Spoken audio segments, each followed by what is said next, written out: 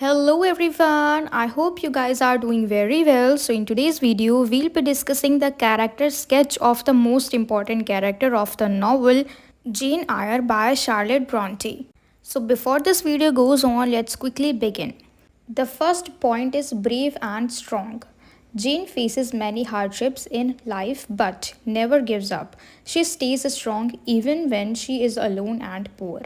तो इसका पहला पॉइंट क्या है इसके कैरेक्टर स्केच का, that she is brave and strong, यानी वो ब्रेव है और स्ट्रॉन्ग है, यानी शक्तिशाली है. जेन फेसेस मैनी हार्डशिप्स, यानी उसने अपनी ज़िंदगी में बहुत मुश्किलें झेली लेकिन उसने कभी भी गिव अप नहीं किया. ठीक है, कभी भी चीज़ों को ख़त्म करने की कोशिश नहीं करी लेकिन स्ट्रॉन्ग रही, even when she was alone और पुअर, यानी कि जब वो अकेली थी तब भी और जब उसके पास पैसे नहीं थे तब भी उसने कैसे ना कैसे करके मैनेज कर लिया. फिर सेकेंड पॉइंट है हमारा honest and moral. She always does what she thinks is right even when it's hard. She leaves mister Rochester because she can not live a lie.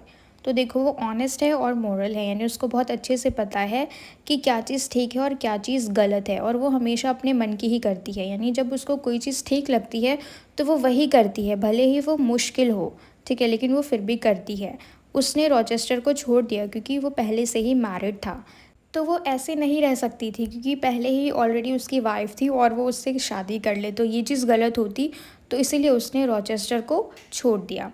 Next point है हमारा intelligent and curious. वो समझदार भी है और curious भी है, यानी उत्सुक, चीज़ों को जानने की उसके अंदर इच्छा है.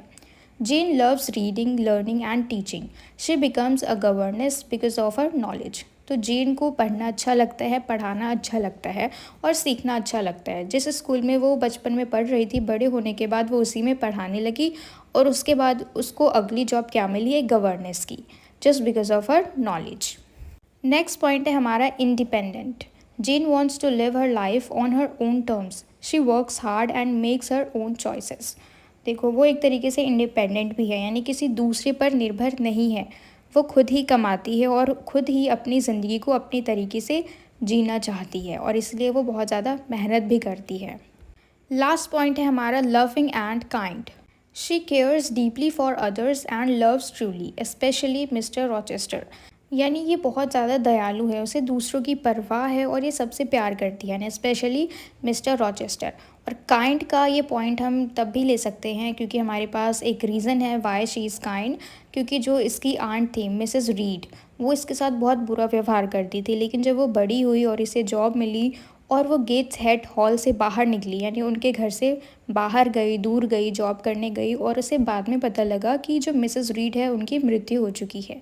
तो उस वक्त भी ये जाके देखती है जब उनकी तबीयत ख़राब होती है और फिर उनकी मृत्यु हो जाती है, जबकि उसकी जो आंट थी वो बिल्कुल भी अच्छा व्यवहार नहीं करती थी उसके साथ. तो ये सारे 5 पॉइंट्स हमने डिस्कस किए, ये सारे इसके कैरेक्टर स्केच है. और आज की इस वीडियो में इतना ही. If you want to see the summary of this novel and all the characters of this novel, then I have made separate video on both topics.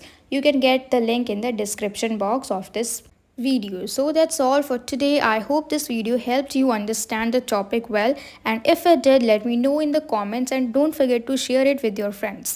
And see you all in the next video.